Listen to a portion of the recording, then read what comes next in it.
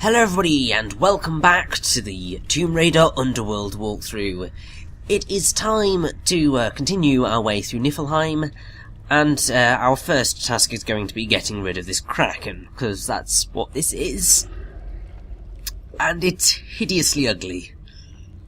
And you can probably tell exactly what we need to do to kill it.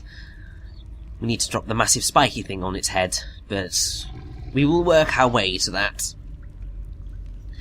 Now, there are two ways that you can actually proceed from here.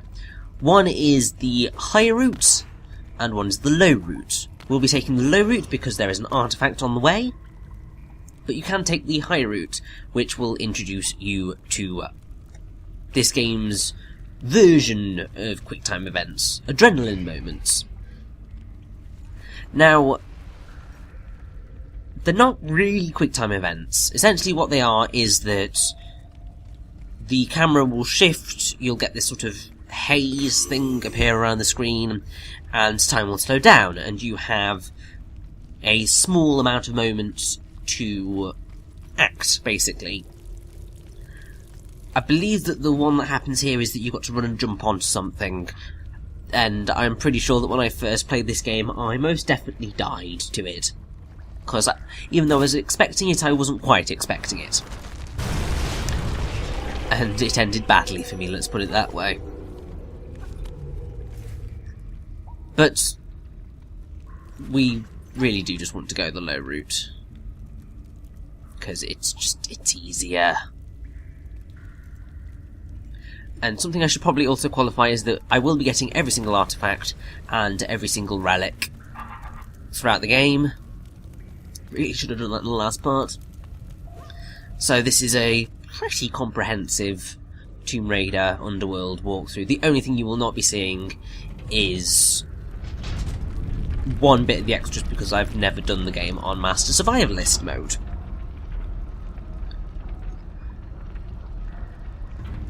Now, I will return to talking about Niflheim shortly, but I feel, seeing as we are attempting to murder the Kraken, it's now about time to talk about the Kraken. So, it's obviously a legendary sea monster, which is why of course it has to turn up here.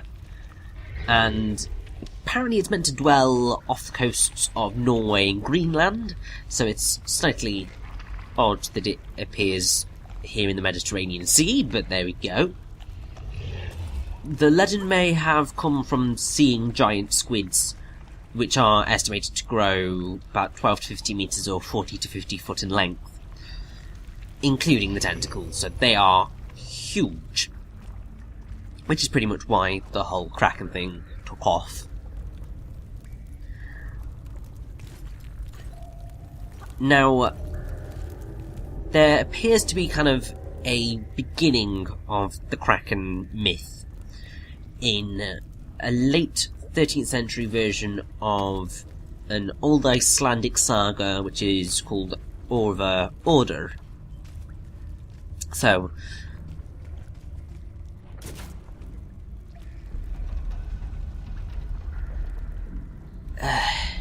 there's a lot of, I think a lot of Norse happens in Iceland as well, so that's why there's all that. And basically, there's an episode of a journey bound for Helluland, which is Baffin Island, which takes the protagonists through the Greenland Sea, and there they spot two massive sea monsters called the Hafgufa, which means sea mist, and Lyngbak, which means heatherback. And they believe, well, I think people believe that the Hafgufa is the Kraken.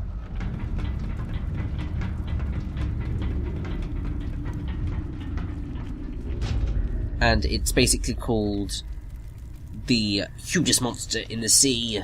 It is the nature of this creature to swallow men and ships, and even whales and everything else within reach. It stays submerged for days, then rears its head and nostrils above surface, and stays that way at least until the change of tide. Now, that sound we just sailed through was the space between its jaws, and its nostrils and lower jaw were those rocks that appeared in the sea, while the Lyngbak was the island we saw sinking down.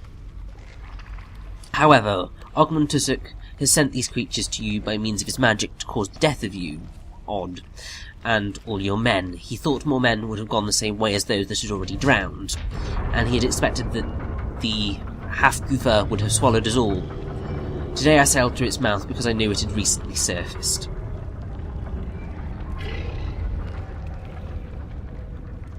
So that's sort of the origins, and then it kind of rose throughout history.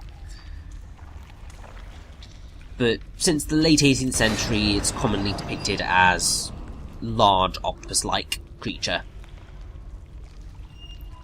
And we are about to kill it, because we are going to shoot this, and it's going to be pretty dead.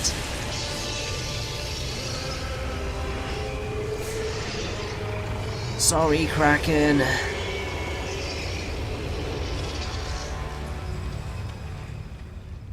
Now, Kraken's actually taken from Norwegian, because in Norwegian and Swedish, Kraken is the definite form of krake, which is a word designating an unhealthy animal or something twisted, so crook or crank in English. And in modern German, krake, and or the singular Kraken means octopus.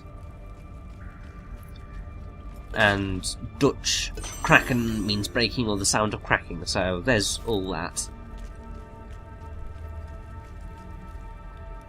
So, it's quite cool that he appeared here.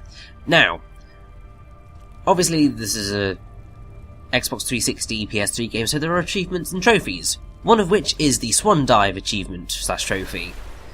There are, I think it's 3, it might be 4 Swan Dive achievements throughout the game.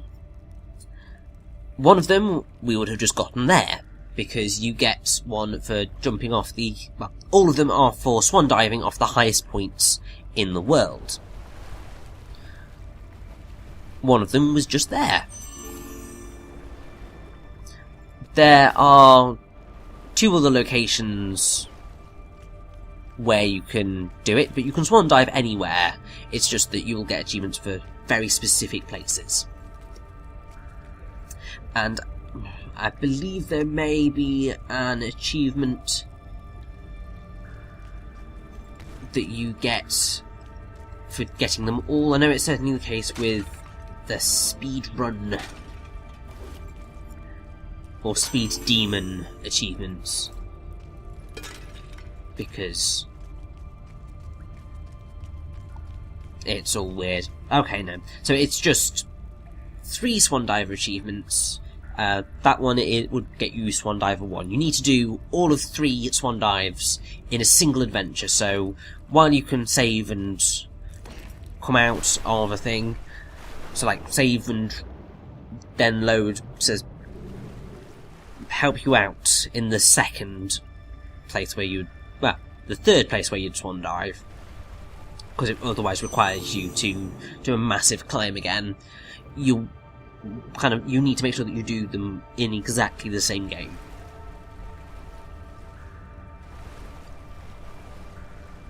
And whilst I am getting all confused about where I am, we'll quickly nip back to talking about Niflheim. The other place where Niflheim turns up is in the Hrafnagalda Orthins, which is an Icelandic poem in the style of the Poetic Edda, and it only appears in late paper manuscripts. So it's very highly contested as to whether it's kind of correct or not, or whether somebody made it up. Basically, there's a very brief mention of Niflheim. So it says, the powers rose, the elves illuminator, northwards before Niflheim chased the night. Up Arjol's ran Ulfrun's son, the mighty hornblower of heaven's heights. So, there's that. And also, it became the abode of Hel, who is a goddess daughter of Loki, and the afterlife of her subjects and those who did not die heroic or notable death.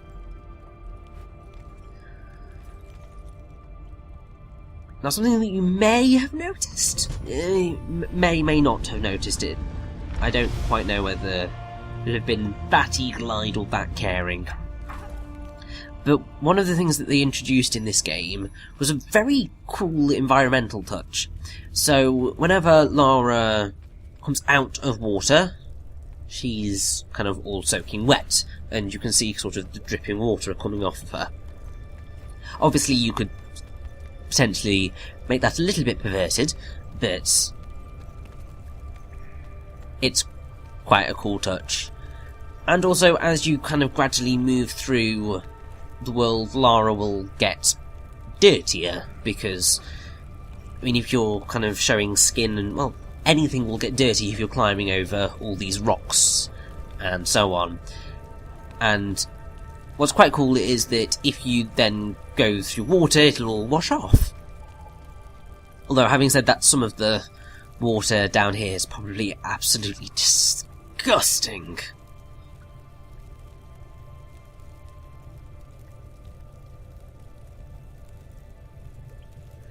But either way, we have a balance beam. Now, you can do that little trick by pressing B, and it's quite fun, but it's also very dangerous. Because it will put Lara quite off balance. But, oh well.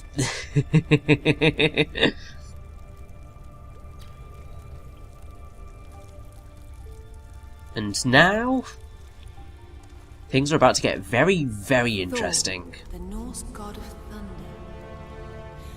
Whatever are you doing down here in Niflheim? According to the Eddas, Thor needed special iron gauntlets to wield his mighty hammer Mjolnir. Could it be?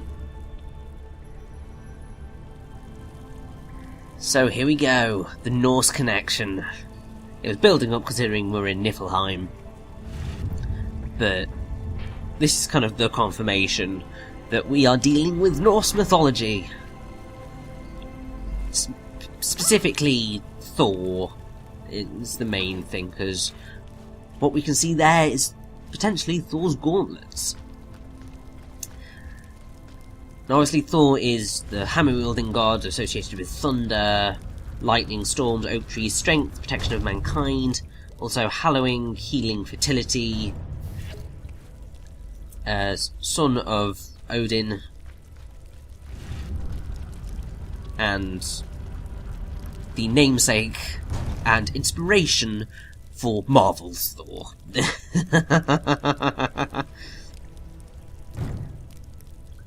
Now, he actually has at least 14 names, and he's the husband of the golden-haired goddess Sif.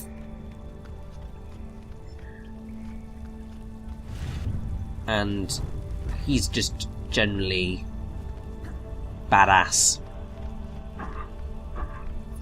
Although, unfortunately, he is doomed to die during Ragnarok, which is kind of the end game of the Norse mythology.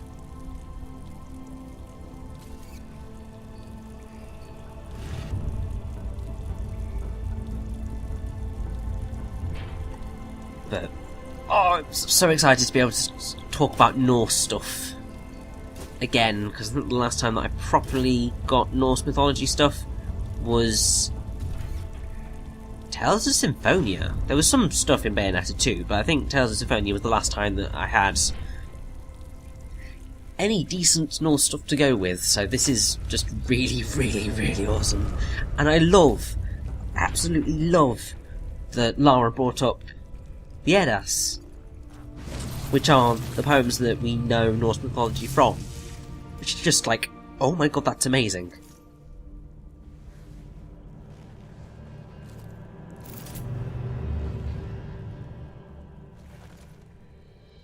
Thor's hammer Mjolnir was powerful enough to level mountains. But how does all this relate to Avalon? Put your hands on your head. Turn around. Slowly.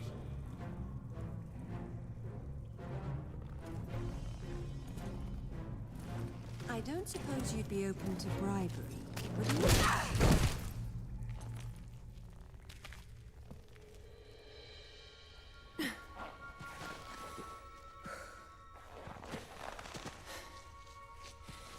Commander Everett sends her regards.